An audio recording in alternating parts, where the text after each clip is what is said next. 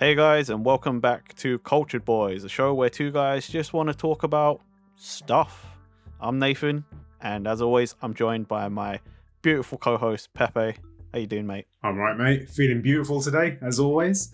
Yeah, I thought I'd compliment you this time. Man. I've been putting in some extra work, listening through some of the old stuff.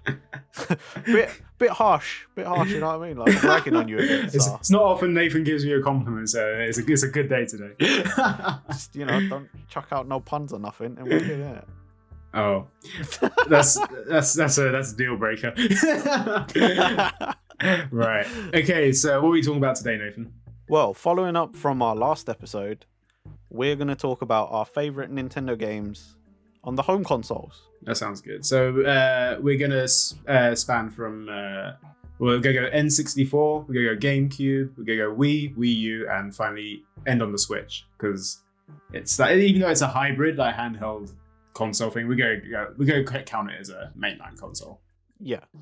And we've specifically done this because N64 was the Nintendo home console that was out when we were kids.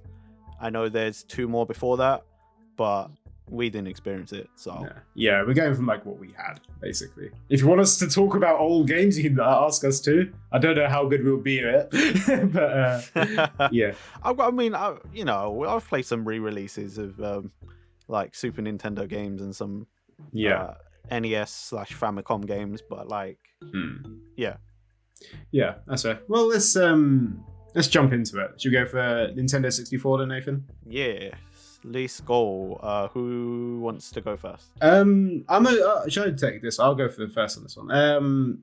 So my favorite Nintendo 64. Oh, hold on. Disclaimer: before we jump into any of this, I had to really go through my choices. Because if I chose my favorite game on each console, I literally the whole list would be, Smash N64, Smash Melee for GameCube, Smash Brawl, and I'd be going through loads of Smash games. So I've limited myself on this list to one Smash game. Just a disclaimer. Otherwise, it would literally be a full list of Smash Bros. Games, and no one wants to hear that much about Smash. If you do, that's great, but let's keep it fresh. Plus, that's not much of a discussion, is it? No. Not much of a chat. No. When one guy's just like, yeah, okay, cool, whatever you were saying. So Smash Bros. Yeah. Right. Okay. So my favorite Nintendo 64 game, I'm gonna say it's Pokemon Snap, actually. Oh, okay. It's one of those ones where I didn't actually have a Nintendo 64 as a kid either. So I got mine pretty late in the game. I think it was when I was about 16, because I had a PlayStation. I didn't have a Nintendo 64. A lot of my Nintendo 64 experiences were in my mid-teens. But I played the ones I always wanted to get. So I got Pokemon Snap, Pokemon Stadium, Smash Bros, Legend of Zelda. I basically just bought a whole bunch of Nintendo 64 games. And Pokemon Snap, that stood out to me, man. I remember I finally understood the hype that everyone had for ages about Pokemon Snap. It was you take pictures, and it's you get this feel like taking pictures of Pokemon and stuff. It's a good game. I enjoyed that. And obviously when consoles came out, the 3DS, the Wii U, all those consoles, you think, it'd be a really good opportunity for a second Pokemon Snap. Obviously, we didn't get that until the Switch, which I feel even though it's a great console for it to be on, don't get me wrong, but surely the Wii U had a great opportunity for it. Also had a camera on the. Exactly, that's why. Imagine it just would have made sense. You know what I mean? Yeah, you could have done an augmented reality kind of thing. Yeah, I think if it was augmented reality, I think there's a borderline. I think it'd be a novelty that I'd get quite bored of quite quickly. With a lot of AR, I'm just not a fan of AR stuff. Yeah, even on Pokemon Go, I turn that stuff off almost immediately. God, I could not play Pokemon Go with AR. I don't know anyone that does, really, unless they're taking pictures. There's an opportunity to take pictures of your Pokemon, which is kind of like Pokemon Snap, just for Pokemon Go, I guess. But Pokemon Snap, it was a really fun game. I enjoyed playing that. I spent a fair few hours on it, just filling out the Pokedex and stuff. Did you play the original Snap, Nathan. I played it at the in London. I played it at the Millennium Dome, the Pokemon celebration thingy that was there, the Pokemon event. I played it there. Um, I didn't get the hype even as a kid. I didn't quite understand what I was doing. I actually had more fun throwing apples around and getting headshots with the Right. apples. You're that kid. You're that kid. Yeah, I literally am. Uh, I didn't. Yeah, I still don't get the hype. I said that before when we did a previous episode, the Pokemon Direct. I don't get it, but it's cool. Yeah, I'm gonna be silent for a lot of Pokemon Snap because I just don't get it. Yeah, that's fair. I mean, it's not everyone's cup of tea. If you're into the mainline Pokemon like battling stuff, and like I say it's more of a competitive game in it, like than Snap. Because Snap's chill. That's the thing with Snap. It is literally just a chill game. You're taking pictures of Pokemon. It's like you don't have to think too much about it. You gotta like obviously there's certain things you gotta do to trigger events, but like that's all it is. Is just, otherwise you can just have a chill time, be like, hey, there's this Pokemon doing a pose. There's this Pokemon doing a pose. I'll throw an apple, so this fucking bastard appears. I've been that one in the head, and that one in the head, and that one in the. Exactly. So, yeah, different players at different games, but yeah, I enjoyed that one. That'd be my go-to Nintendo 64 game, I'd say. Nice. Well, it's a good transition because my pick is Pokemon Stadium. Hey, there you go. I saw this coming. I was like, he's gonna say the Pokemon Stadium regardless. I think it goes back to that Pokemon discussion as well, doesn't it, Nathan? Yes, it does. Yeah, the mini game, innit? Yeah, it's the mini game. It's the mini games, and also links back to what I said before. I played both of these at the Millennium Dome, like at that Pokemon event. And I just remember Pokemon Stadium. It stuck in my head like crazy because I was like, "Whoa, they're 3D!" Like, and this is like the game that I play on my Game Boy. It was mad. As a kid, like it blew my mind. And the fact that like I could have this at home as well, like it wasn't an arcade machine, like although it looked like it because you know those display things. But like, yeah, it was the fact that I could battle in 3D and you could, at least with the first one, you got the little Game Boy pack thing to plug into your controller. And then you could transfer your Pokemon from the games, the handheld games, into Pokemon Stadium. And I thought that was really cool. So, you know, the first thing you do is obviously you try and do the battles. But as a kid who didn't understand type advantage and stuff, I still sucked at that game. I lost a lot. And I didn't get very far in like the Gym Leader Challenge or any of the cups or whatever. So obviously, yes, that's why my pick is because of the mini games. But at the same time, and I've said it before in previous episodes, the mini games were really fun. And most people ended up doing anyway, because they were party games. You know, people would come over, you could have up to like 4 players, and then you would just play these mini games because they were fun. And you would just repeat and repeat and repeat.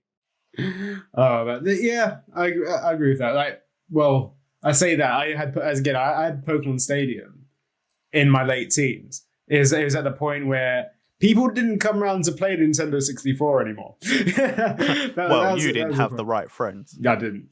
I would have come over to play N64 because I'm pretty sure I still had mine plugged in when I was a teenager as well. That's the one thing about having Nintendo 64 in your mid-teens. It's like, hey, I've got this brand new TV. And I've got to like plug this in, but then obviously it's Nintendo 64, so it's an old console, and it like some bits just weren't compatible either. So I think I enjoyed a good couple years of my Nintendo 64 before I was like, oh, I need to buy a new like the pack. What was it, like the power pack or whatever? Oh yeah. Because that went bust, and then it was like, oh no, I need to buy new cables for it because it needs to plug in somewhere, and it just turned into a thing like this is a lot more like of an issue to maintain with newer TVs. Yeah, I know exactly what you mean. And then you have the issue of like, oh well, it plugs into the new TV, but now it looks like garbage. Yeah. Like my previous TV, for some reason, anything in the AV slot, it would just put this like, it would turn the brightness like all the way down as if it like didn't exist. Like the TV didn't have a backlight or anything. And you're like, what is wrong? What is going on? So then like you can't play any of the old games on the original console because like you couldn't see anything. Nah. So I think that I had the opposite problem. I think at one point mine just was like completely overexposed. And I remember watching the intro for Pokemon Snap, and I was like, the fuck? Why is it so bright? I was literally just staring at the screen. But no, Pokemon Stadium is a great game, like all around. As a kid, you just go absolutely love it. Like, and I did. The thing is about those games as well, in the battling, there's more animation in those Pokemon in those older games than there is in the like Pokemon Sword and Shield. Yeah, there is. That's a sad thing about it. Like, I think, yeah, I can understand why people are a bit annoyed about the newer Pokemon games because they don't have as many animations. Obviously, it's a cool world, and I do still enjoy those games. It's just like, I could put a little bit more effort into it. But I mean, that's what it always comes down to, isn't it? It's like you could have made a slightly more interesting game, but you didn't.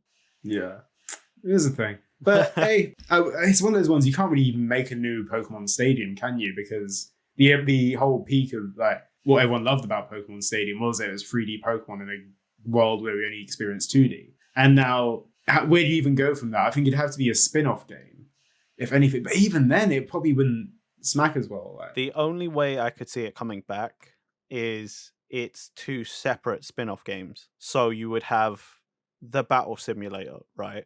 Where it is like the meta of that year or that generation, and it's all the Pokemon or whatever, and that's it. That's all you're doing is battling, right?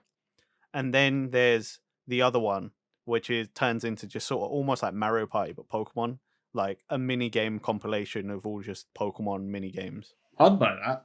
I would too, because like if it's anything like I remember from Pokemon Stadium, they don't take too long to play. They're pretty fun, and they're kind of like they're sort of creative in a way, So it's like, yeah. Both ideas sound like they could be on like not full physical releases, but like as like digital only games, like for 20 quid or whatever, because that's what Nintendo would charge for them realistically. Maybe they'd put them out for 30, to be honest.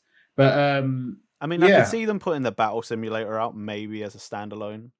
Yeah. Or like the thing is, I could see both sides where they're both standalone on a cartridge, and you're like, why did I pay that much for this cartridge? But then at the same time, I could see they put it as a digital only thing as well, and it sort of doesn't get like advertised, and no one really knows. And then one day you go, "Oh wow, what is this thing? When did this come out?" And it's like, "Oh, it came out like 2 years ago." And you're like, "What the fuck? When? What?" I like it'd just be great to just see these bits back again. I guess I don't know. Yeah, but it needs some sort of new evolution and. Pun unintended. But like, I don't know where it could go, to be honest. Yeah, it's one of those ones. Maybe it's just a relic of the past. It's just gonna stay there. I don't see a world where a Pokemon Stadium spin-off or anything comes back. Personally. Yeah, I can't see it either because it's like really, it's just bring back the mini games because the battles are now like. I mean, what with like Pokemon Showdown and stuff, it's not official, but people use it to battle and only battle. And it's like, well, you don't need an official Pokemon battle simulator now, do you? No, you don't. No, no one would pay money for that if you can just get it for free. Exactly. Get it for free, and they update it all the time. So it like keeps up with all the meta and stuff. So anyway, so Pokemon Stadium, Pokemon Snap, moving on to GameCube. My pick is probably a bit controversial because it's not a very good game, but I loved it. Sonic Adventure 2 Battle, because I loved the Chow Garden. And that was my go-to game. I would play through like certain levels to get all the rings I could to buy stuff for my chows. Yeah. Of course, that's the reason why you've chosen.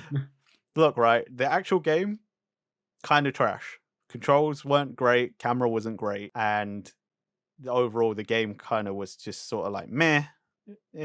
It's early 3D Sonic, so it's like there was a lot of stuff to work out, and 3D Sonic hasn't had a great time. But that Chow Garden, bro. The Chow Garden. It's the redeeming feature. It literally is. It's the best part of that game. Like, there's a lot of work into it, right? But like, it was brilliant. I did have this game because I think I bought it when it was just on sale. I think I found it for like £7 in Game or whatever. So obviously I didn't get it day one. But that's fine. I do remember the Chow Garden. That's one of the things I do remember about this game. Just it had like you get the basic garden, right, and it's got that cute little like BGM going, and you got your little chows, and they're like babies, so they're like making baby noises, and you're raising these little things, and and then you can get them named, and you can buy stuff to make them happier and that, and then you've got like little mini games for them. You can make them fight each other. You can make them race. I mean, that is it, but it's like different races and it gets more Yeah. difficult. And Yeah. like throughout the game, you can pick up little animals or these weird like glow stick things, and it will increase their stats and like their appearance changes. But if you like max out one stat, like the speed, and you're the hero, the child looks like Sonic, and like it was Yeah. stuff like that. I just loved it. It's just like you've loved this game for basically a glorified Tamagotchi, is Yeah. what it is. You've basically got like, yeah, Sonic was cool and everything, but the Chow guy, I get to look after this little bastard. That's where the peaks are. Like, fuck all the story that's going on right now. There's this thing, this Look, Chow right. garden. Yeah.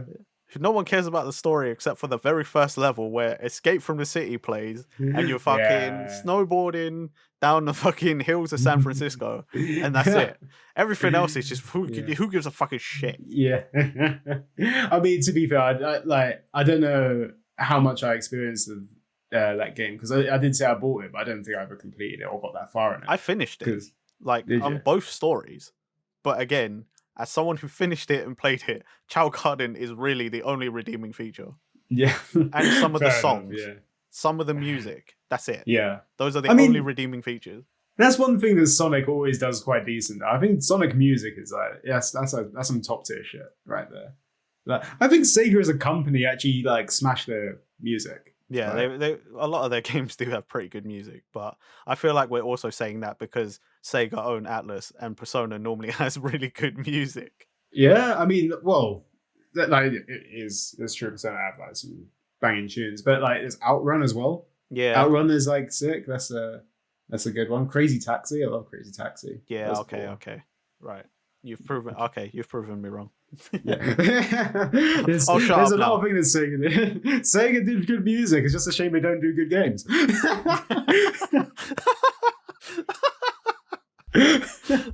Sega just give up everything. Say just go into music production. Just do No, that. they've got good games, but I'm not sure if they're directly Sega. You know what I mean? Like, Yeah, I was just yeah, thinking, oh wait, the Yakuza games are Sega, but they're not made by Sega. They're made by Ryuga Gotoku and published by Sega. So, yeah. like gray area. Bakamitai is good. Right. Should I go on to my Yes. choice for GameCube? Let's just leave all that behind. Okay, so I had I struggled on this one because GameCube was probably my first Nintendo home console, or is my first Nintendo home console.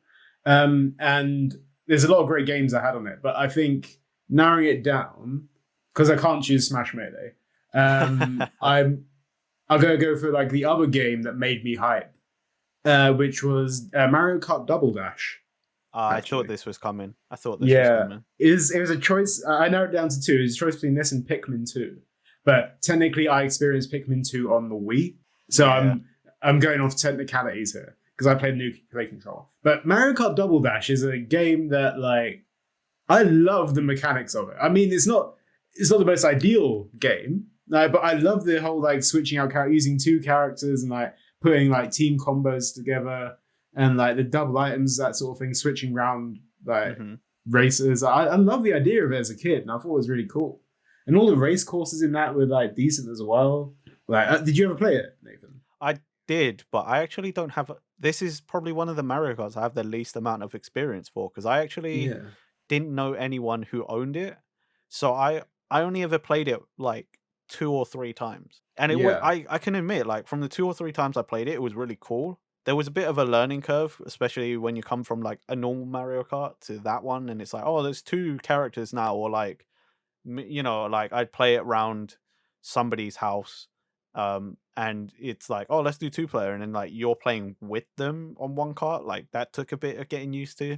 But I could see why it was so good, like the hype behind it. Mm. I'd love to see like another Mario Kart Double Dash because, or like, or even just incorporate into a mode into the next Mario Kart game whenever they do it. That would be cool. It was a cool concept. I liked it, and like even just like as I said, like doing different team combos of like different characters. It just like the different items are in there. Like there's like special items like for teams as well. And granted, I went back to the game recently, and I was like, bloody hell, this is really hard to play because I always used to play as P.E. Piranha and King Boo.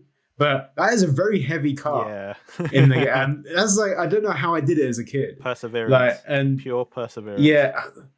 Like, I don't even know how I got that far, to be honest. Because I think you have to unlock them in like Mirror Cup or something like that. Like, that's how you get them. You had the Koopa Trooper and the Paratrooper as a team. Yeah, I remember that. They were good. They were like speedy boys. Good acceleration from what I remember. But I just like, I really enjoyed that game. Just everything about it is nostalgia for me. I think trying to go back to it, I know that it was my first Mario Kart, so I didn't actually know all the drifting stuff either. So I literally just used to like curb a lot of the walls. So I just go straight into them. Like, if there's a sharp turn, I'll use the barrier as like a shield, and I'll just turn around and keep doing things. Don't know how I did it, but it is one of those games. Like, maybe there's nostalgia goggles for me a little bit. But it's one of my favorite Mario Karts of all time for sure. Obviously, I think 8 Deluxe is probably it's the most modern one. It's the one we played the most. Well, one I've probably played the most. It's newer and it's always accessible, so this is a good one. But yeah, like I love Double Dash. Hopefully we can see a return of it at some point in some form, but I don't know what that would be. Like, I hope it's hard to say. Yeah, it probably would be a mode, considering the Switch comes with 2 controllers all the time. So yeah, I mean that's the thing. Like, you have to wonder what the next novelty with the next Mario Kart will be. Yeah, it's quite hard, isn't it? Like, it feels like they jumped the shark literally because it's like, the anti-grav stuff, you know? Yeah, it is literally like it went from you can go through air and underwater in 7. And then they're like, we've got to make it next level. What do we do? And it's like, here's you can do that and anti-gravity. It feels like they're like sort of boxing themselves in a little bit with some of it, because where do you go now? Because obviously you've added all these features. You can't really take them out anymore. No, you can't. But you can't. Anything you add has to make sense, and I don't know what seems like a natural progression after anti-gravity. You'd have to like just go back to the basics and somehow make it like, I don't know, that accessible again. I think that's the only way you can do it. It's like you said. I mean, it could just be the next one is like, it's all of that and Double Dash. There's 2 people again. Yeah, I reckon it could. Like, that'd get people hype. I think. Yeah, it would. But like, that's the only other thing I can think now. Like, you can't release a new Mario Kart, have basically all the same mechanics, and then go, we've added some new items, because it's like, who's gonna buy? Okay, people will buy it, but who's gonna be happy that they paid full price for basically what could have been DLC? Exactly, that's exactly that. Like, it'd just be different courses. Like, it'd have to be different courses, but even then, it's like you said, it's just it's glorified DLC. My greatest wish for Mario Kart is that, okay, I get it, they had to revamp a lot of the old maps so that they had some of the newer stuff, but at the same time I'm like, I don't care for some of the new stuff. Like, I don't care if you brought back some of the old tracks from N64, like Moo Moo Farms or whatever, and it's just a loop and all you're doing is normal karting. Like, that's fine by me. Do you know what I mean? Like, why did they change some of them, right, super heavily? But then you've got things like, what's it, the N64, like Yoshi's Course, right? Where all they did was chuck in a couple of little ramps here and there. And that's it. Like, it's basically the same thing. So I'm like, you clearly have the capacity to just add some ramps here and there, right? Why did you revamp so many of the other ones? Like, it just doesn't make any sense. Yeah, it's some questionable choice. I think, it's just Nintendo, and that's just the basic Nintendo. We'll do something we would go like extremes for. We'll add some stuff, and other times we just add a bare minimum. But I don't know. It's a fan favorite. Maybe that's why. Like, I like the old Yoshi course, so let's keep it there. Like, keep it as basic as possible. I mean, fair enough. But yeah, I mean, with Deluxe, at least they added like the battle stuff back in, and actual good battle maps. Because I remember it was on the Wii U. It was literally just like, hey, just race around this course and just hit each other. And it was like that's like the worst battle mode I've ever heard of. And then like they fixed it in the They Switch need one. to bring back the DS course, like the actual Oh literal yeah. DS, the giant floating DS in space. See, on the GameCube, they actually had the GameCube on it, where you could just race around on just like the flat GameCube surface. That was cool. Yeah, let's bring back these things. Imagine just racing around on a Switch. The buttons and that are like, and The Joy-Cons, like the Joy-Cons move or something. yeah, like you could do that, and then you have to like hit the button to like jump over or something. You know, like. Or like the plus button and the minus buttons are like ramps or something. You know what I mean? Like there's opportunities for these things. Why aren't they doing this? Nintendo, hit us up. Yeah. But yeah, Mario Kart Double Dash for sure. Yeah, that's my go-to for GameCube. Nice. I don't think this will be a surprise to anyone. Yeah. But on the Wii, my choice is Wii Sports. Oh fucking hell, yeah, of course. We like it's the go-to for the Wii, isn't it? Yeah. Like it's free with every Wii. Yeah, it was free with every Wii, and it was like it was great. You know, you play whatever sports you want. Most of the time, you play bowling, you do boxing, and then you know you got enough people, you feel like it. You do some tennis, and if you really wanted to, you know, I liked playing baseball on there too. Oh yeah, baseball's good. And then you know, the odd golf here or there.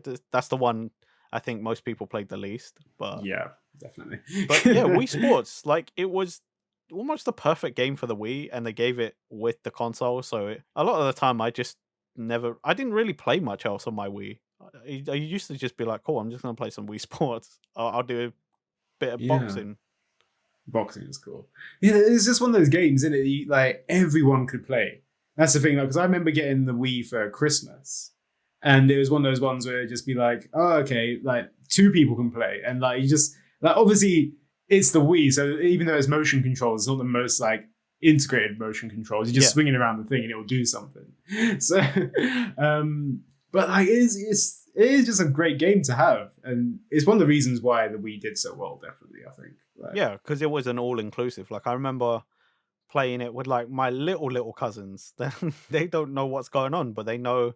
If I move my hands with this thing in like while holding this thing, like the little character on screen will do something. So like it was always fun. It's so easy to understand. Like it literally, you don't need to press any buttons. It's like it's the one thing you probably give your grandma to play, and she'd be like, oh, "Okay, cool, I know what I'm doing here." Well, I mean that's why the Wii sold so much as well, innit? Because it was like a lot of the elderly ended up playing it because like the Wii was so easy. And that's how a lot of them ended up getting like their exercise or becoming active again. Like it was cool.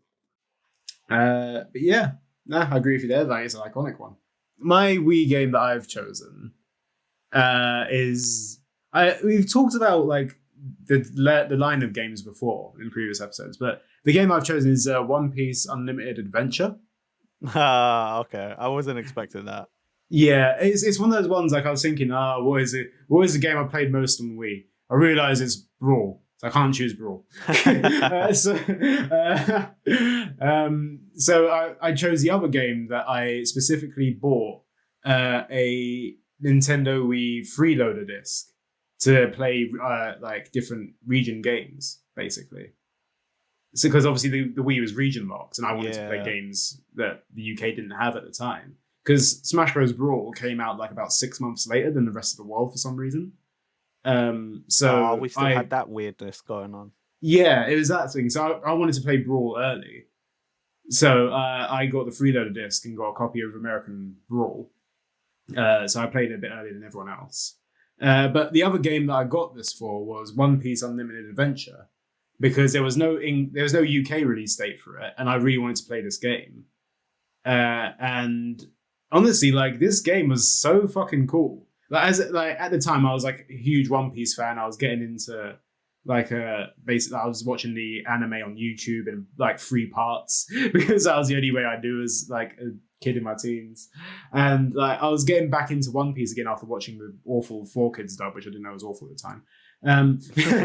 But like it had like what was it like all like it was dubbed as well. Like all the One Piece characters were dubbed. I think it's the only One Piece dubbed game so far, I think. And because it's the Funimation dub as well, it's not the 4Kids dub. So But like, yeah, he had like Frankie was dubbed at the time, and he wasn't even in the anime yet, and it was like, wow, that's cool. And like, there's so much content to it. I've talked about these games before in like previous episodes, but like One Piece Unlimited Adventure was so like, at its time. I remember like everyone made a fuss about it. Like I remember watching like I think it's E3 press conferences or whatever. They were showing gameplay, and it was like there's fishing in this, there's bug catching. I definitely talked about this with Unlimited Cruise, but I think Unlimited Adventure is the first one, and arguably for me, I think it's the best one, just because it's not split into two parts for one, so it's not a money grab. Like you have your like villains up to Water 7, sort of like so. Like I think the final actual canon boss in it is Aokiji. Oh, okay, that's cool. Yeah. So I think like the side boss on the final level is Lucci, which like both of them are my favorite characters in One Piece as well, by the way. So that's why I was like, okay, this final world is awesome because I'm fighting my favorite characters, favorite villains in the series even, and characters. But like this game was just so cool. It's open world, like, and you're like as open world as you can be anyway. Like, and you're just like Luffy punching people. You got like unlock moves and stuff, and like the story was.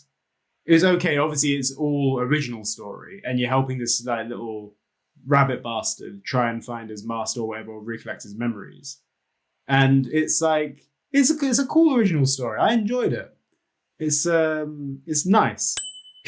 as a One Piece, like I'm not going to say it's the best fucking story I've ever played in a video game. Let's be honest. It's like if you like random One Piece story. Where like you see the characters like doing stuff. I don't know. I don't know. I feel like I'm babbling on for a moment, but it's a good game. It's a good game. I'd recommend it if you have a Wii and you want to play an old school One Piece game that I think is probably one of the best at its time. There's multiplayer is shit on it. I'm not gonna lie.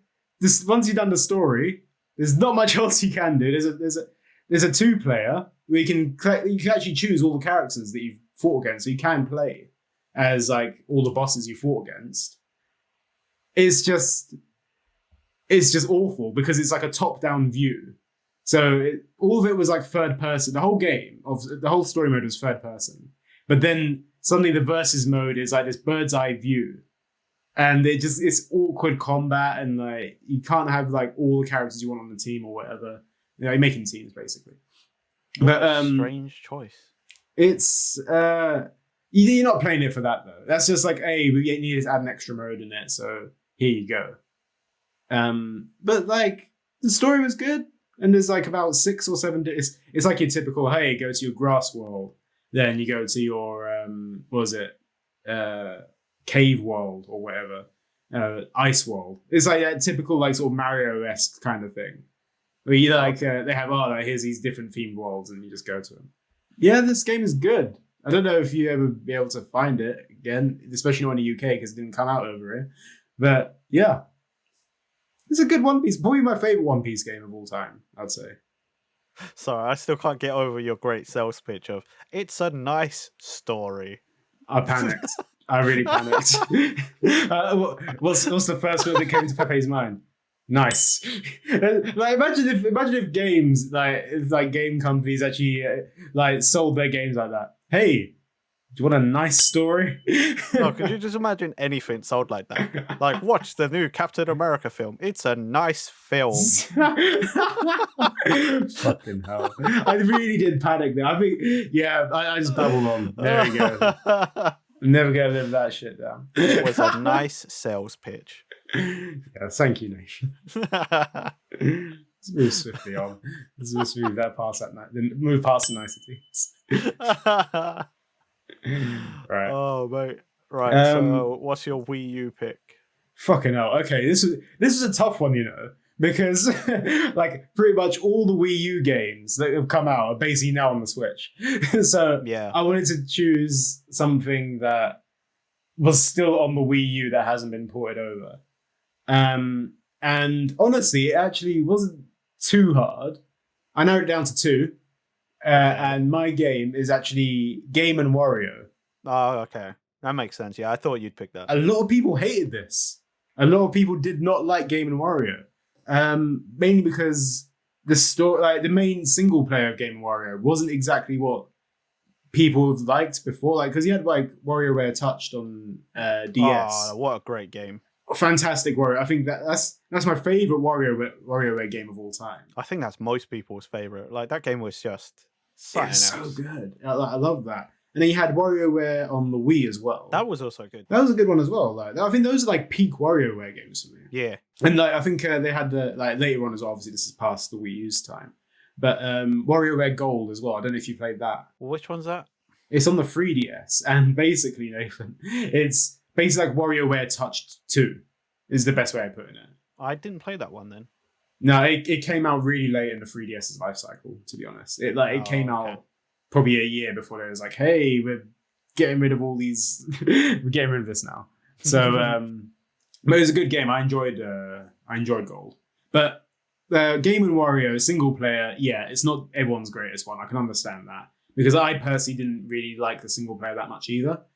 However, the redeeming quality of Game and Wario was the multiplayer for me. Because like this is when I had the Wii U in uni as well, and like me and my mates, we used to just like, hey, what do you want to do tonight? Do you want to watch some stuff? And we're like, no, let's crack open Game and Wario, and we'd play this game called Flonks. Yeah. You know the game, right, Nathan? I think you must have played it. Yeah, I played it at your house. Yeah, it's a freaking sick game because basically I think you have like 6 people maximum you can have on this game. And it's such a random number, 6. But like you get like a whole bunch of these little flonk people, and your aim is to use the gamepad to launch these guys onto targets. And you got your different stages of how difficult the targets are to reach. So you got like your basic like target arena where it's like, oh, you got 5 points in the middle, you got your 2 points, 3 points, or whatever. And then there's ones where it's like there's a tower where like if like you can overbalance the tower, like, and all the flonks die, that was like such a test of friendship there. Because you could either be like, look, mate, we all want to try and win here, but let's not kill the whole game. And like it's just one of those ones where it really tests friendships, that one. Because you just gonna get the asshole that's gonna tip over the tower and no one wins. That's just the thing. But that's the thing about Game Boy. I had like that, and then there was like a spy game as well, where like you're trying to guess who the thief is, like they're stealing fruit and stuff. Like so, the thief is on the gamepad.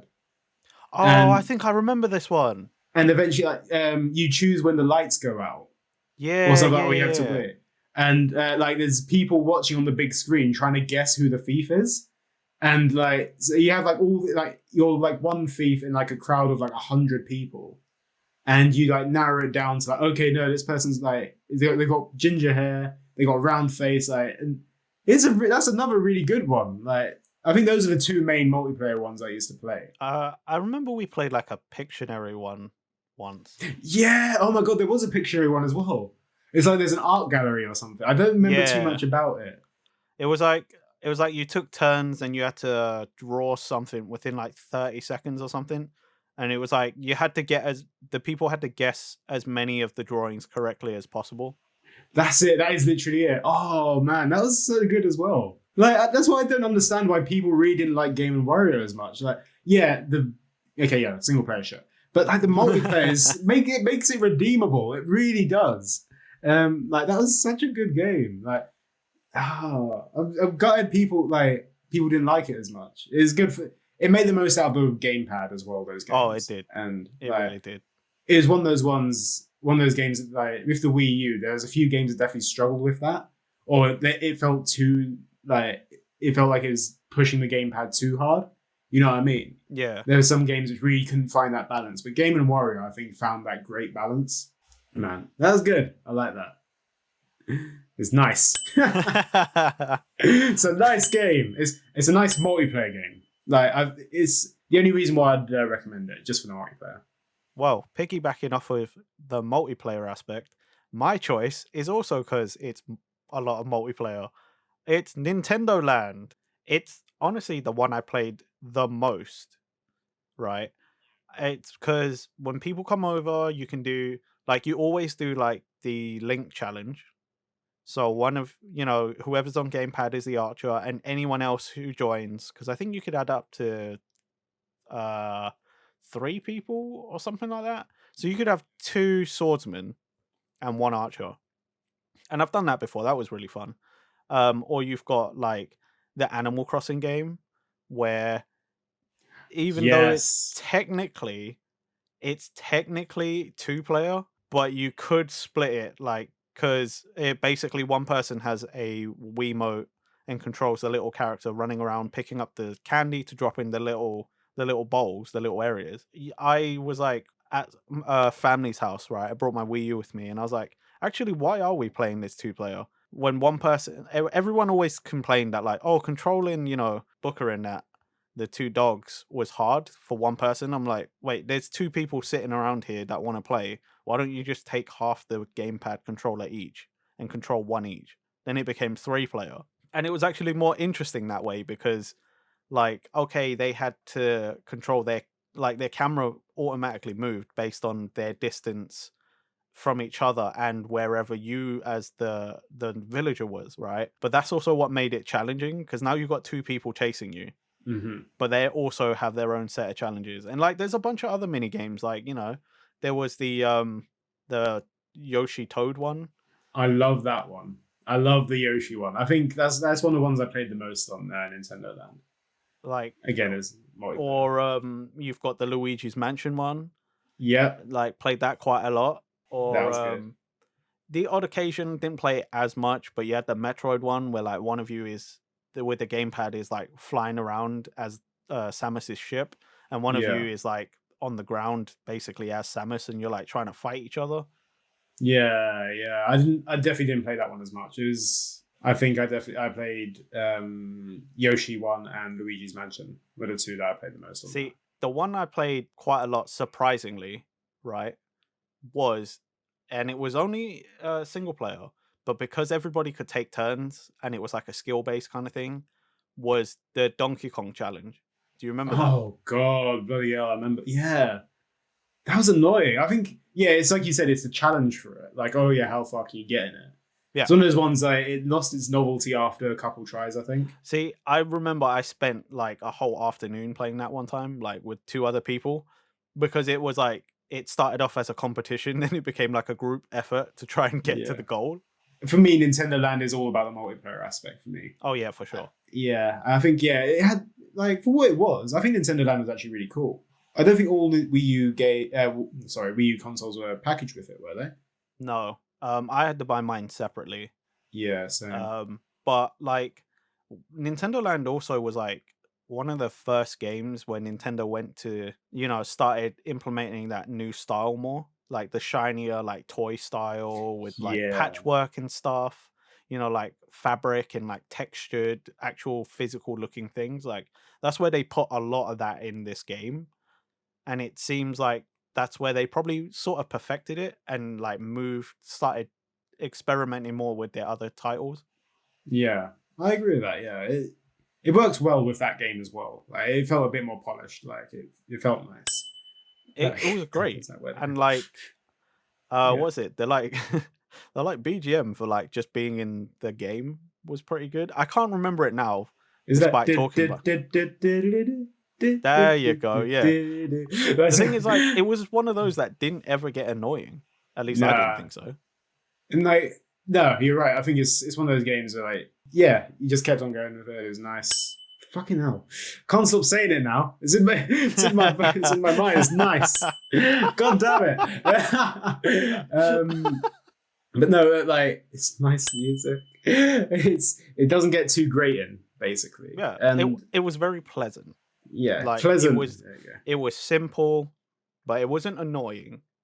And even though it looped, you sort of eventually it literally just became background. Like you didn't really notice it, but it wasn't because it was boring or anything. It's just because it blended so well and it just sort of became like, part of the world. Yeah, like you can just put it down for a bit and then like start talking amongst yourselves or whatever. And it wouldn't be like fucking hell, can we turn this music off, please? It's like getting it'd be one of those ones. It's quite easy. It was always a vibe.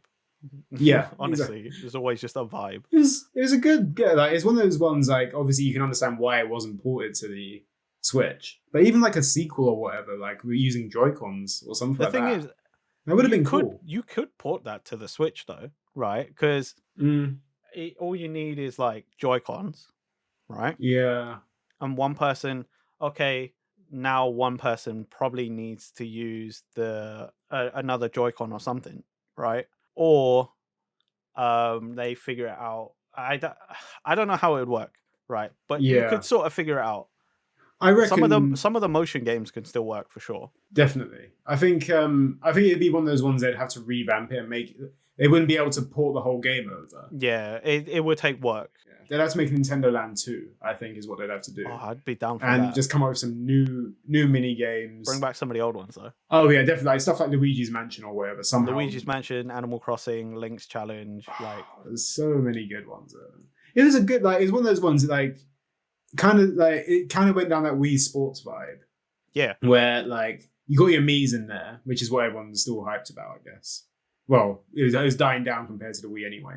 Like, but it was like it worked. Like it was nice. Like, it was a bit more complicated than sports, obviously, because sports was just sports and it was pick up and play. But no, it was a nice party game. Fucking hell. Yeah, and yeah, it was good. I liked it. Good game. Yeah. For Wii U. For the Wii U. That's like that's a key phrase as well. Like the Wii U only had like a few good games on it, and like I think both Nintendo Land and Game Warrior are ones that I'd recommend for them. Definitely. If you can somehow get your hands on a Wii U in both of those games, please do. But yeah, okay, Switch games. Okay, so this one was pretty hard for me because I was like, do I go for something I played a lot or do I go for something I truly enjoyed? Because, you know, like you can play a game a lot, but not like enjoy it as much as something else. This was really, really hard. I had a few choices, but I ultimately went with Super Mario Odyssey. Okay, yeah, I can understand that. Every time I think of that game, I just have a smile on my face. Like I just have so many good memories, right? I had so much fun with it. It was beautiful, and you always felt accomplished because there were so many fucking moons. Like yeah, it always felt like there was something to do, and then sometimes it was just like looking and exploring in that new area was good. Like obviously my favorite area is New Donk City because you know Jump Superstar is like a fucking banger of a song. Exactly, right? Yeah. It was a banger of a song, and that whole area is kind of cool, and it's kind of weird because they're like real humans, and Mario's like this weird short guy, and you can control a taxi. Like it's just really weird, but I liked it. Yeah, so Super Mario Odyssey. It was a brilliant game, and if you haven't played it, please do. I've the thing is I haven't completed Mario Odyssey. I've got it. And I think the only reason why I haven't finished it is because I had other games at the time that I was focusing on. You know, like you were just really into the game. You're like, I want to get this. Like, I think I found it cheap somewhere. Why is that like the phrase I hear the most in these episodes? Oh yeah, I didn't finish it. I was focusing on something else. Like I have physically heard that so many times. It is something that I think is just it's just me. Like I could have finished this game, but I feel like I don't even finish games as much as I used to be honest, mate. That's probably like horrible considering like our channel. But like I literally pick up games, I probably get 3/4 of the way through them, and then I'm like, no, there's this game. Or it's like I play it for 5 hours and I'm like, it's this game.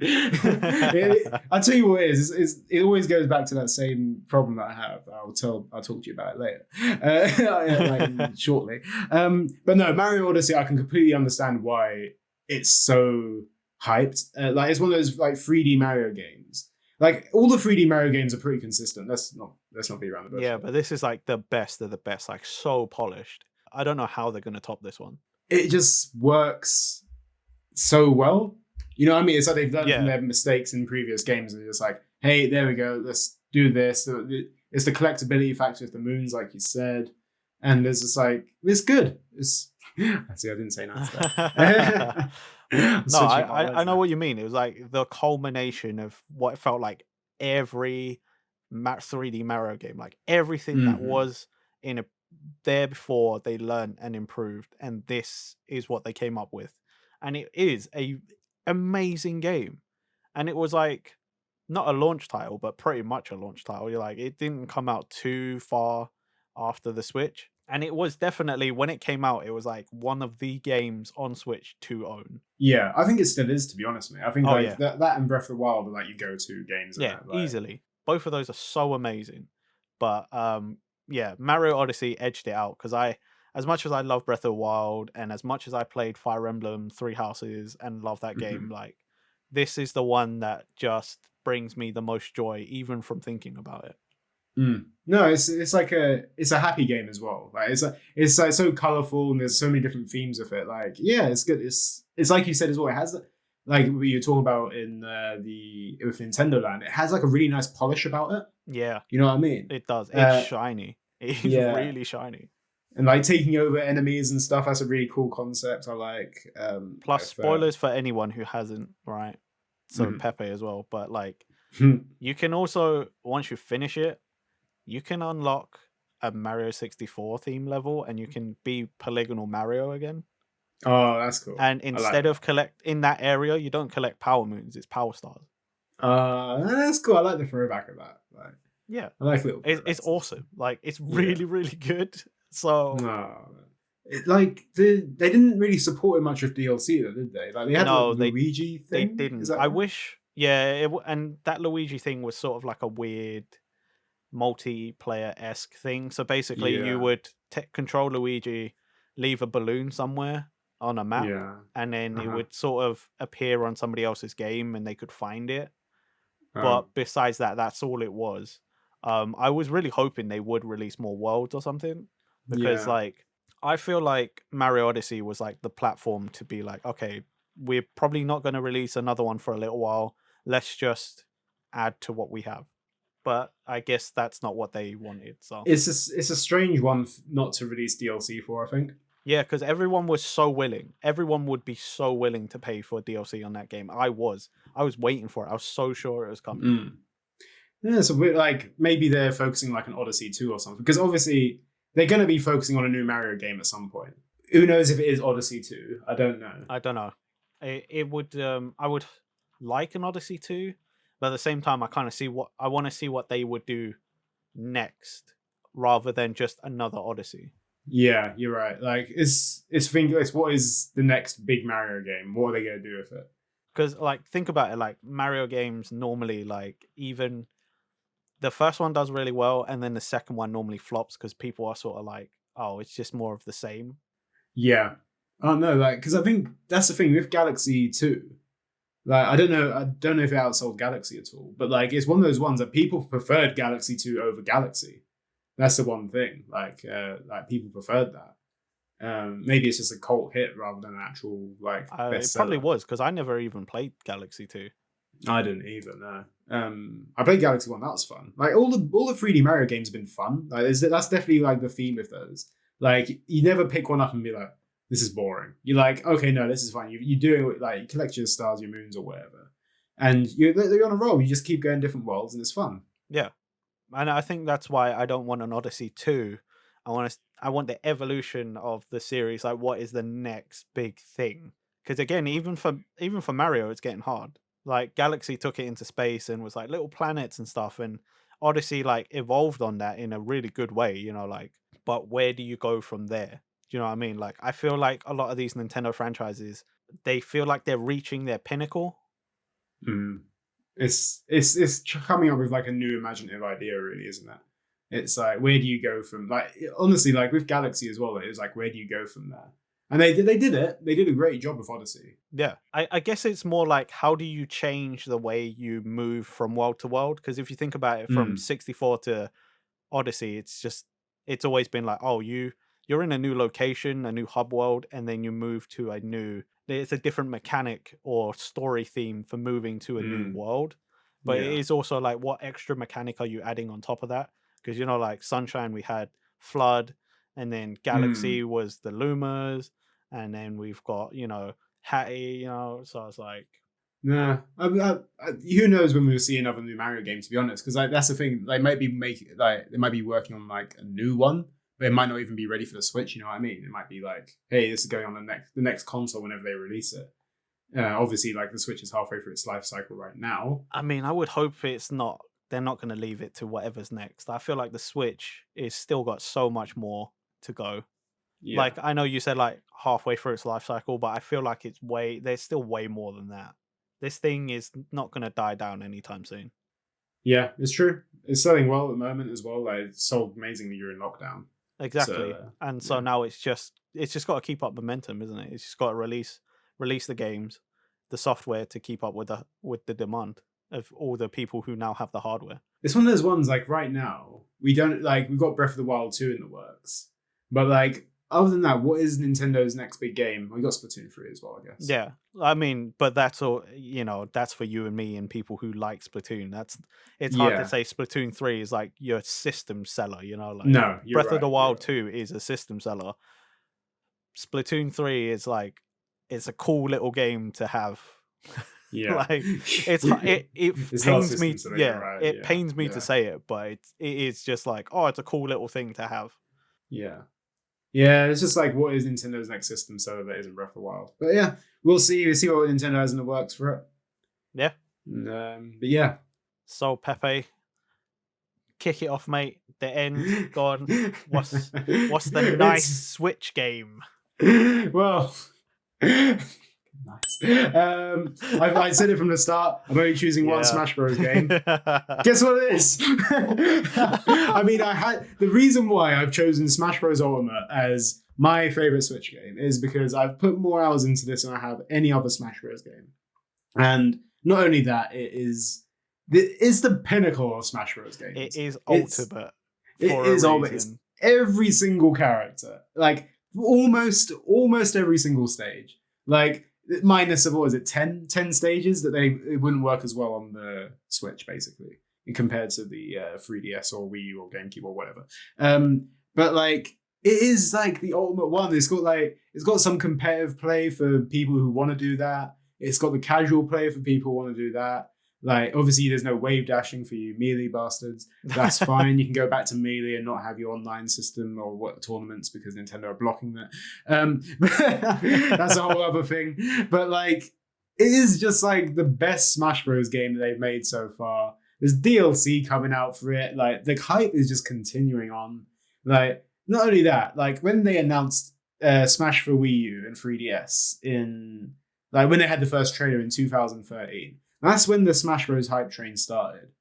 And since they've kept it going consistently, like people knew another Smash Bros. Game was coming out on the Switch when the DLC finished on the Wii U. Like they knew something was coming for it. And then like, what was it, 2018, I think it was? That's when they're like, yep, we're bringing out a Smash game for the Switch.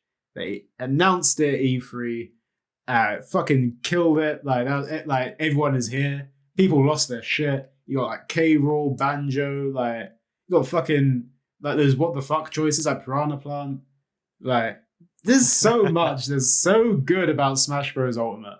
And as a Smash fan, I've literally been holding this in the whole time, Nathan. I could have said Melee is my favorite because I have nostalgia for it. I could have said Brawl is my favorite because it's like got the like mad fanfic story that some people love, some people hate. Like the Subspace and MSI. I loved it. Smash Bros. 3DS and Wii U, yeah, like they had some great character choices come in there. You had like Ryu and Cloud introduced, and like, I was like, bro, fucking sick character choices DLC. And then Ultimate comes through. Like you think Cloud's not returning from the next iteration of Smash Bros. He can only be in there once. They added 2 tracks from Final Fantasy. Suddenly Cloud comes back and like, fucking hell, it's Cloud's back, and he like fucking Snake's back in it from like Brawl. Like everyone thought he had no chance, and then suddenly like, bro, like everyone's here. Fucking Joker, you got Banjo. Like both of us aren't hyped about Banjo, but like for years people have been requesting this character. Yeah, but like, bro, Smash Bros. Ultimate, hands down, the ultimate Smash Bros. Like the fucking things in the name. They could have gone for Smash Bros. Nice. The nice Smash Bros. They didn't do that. They're like, nah, it's nothing like that. It's going to be ultimate. This is the ultimate Smash Bros. And they delivered, man. They came through for our Smash Bros. Fans. And Like, what else could I say? I think I've just gone on a massive monologue here about how fucking cool Smash Bros is for the Switch. And that is why it is my favorite Switch game of all time. Just like, it came through. It's the ultimate crossover. Like, what else is there to say, man? There really isn't. I have nothing to add because you said it all, man. That was you. That was your platform, right? I gave you the stage. I gave you the podium, and you took the mic and you just went off. And I'm like, okay, cool. Well, thank you. You welcome to my TED talk. It's one of those ones that I knew from the moment this game was announced that I'm gonna absolutely love this. And like, sure, it isn't it has its flaws. Let's be honest. The online thing is shocking in it. Like that's the downfall of this game. Like the online isn't the greatest. They could have done so much better with it. Like arguably, it's better than some onlines. And at least it's the most balanced Smash Bros so far, I'd say, compared to like all the rest of them. Probably because Sakurai isn't in charge of it. But it's a good one. It's a nice one. But yeah, it's just one of those ones. Like I've put like God, I don't know how many hours. Like over 500 hours. I'm sure people have put more than that in it. But no. Hands down, best Smash Bros. Game for me. There's so many great Switch games on Switch as well, but this one easily just takes it as a big Nintendo fanboy. That's it. That's my thing. Cool. Well then, that's it, guys. That's a wrap. Those are our favorite games on Nintendo home consoles. Any final words that aren't about Smash Bros, Pepe? Oh, not about Smash Bros. Jesus Christ. Okay. No, just say thank you for listening again. Make sure to like, favorite, subscribe, all that jazz. Check us out on Spotify, we've got Google Podcasts, like all major streaming platforms of podcasts, I guess. Yes. Is that it, Nathan? Yeah, pretty much. Yeah. Once again, thanks for listening, and we'll see you in the next episode. Yeah. Have a nice day, guys. Bye. Bye.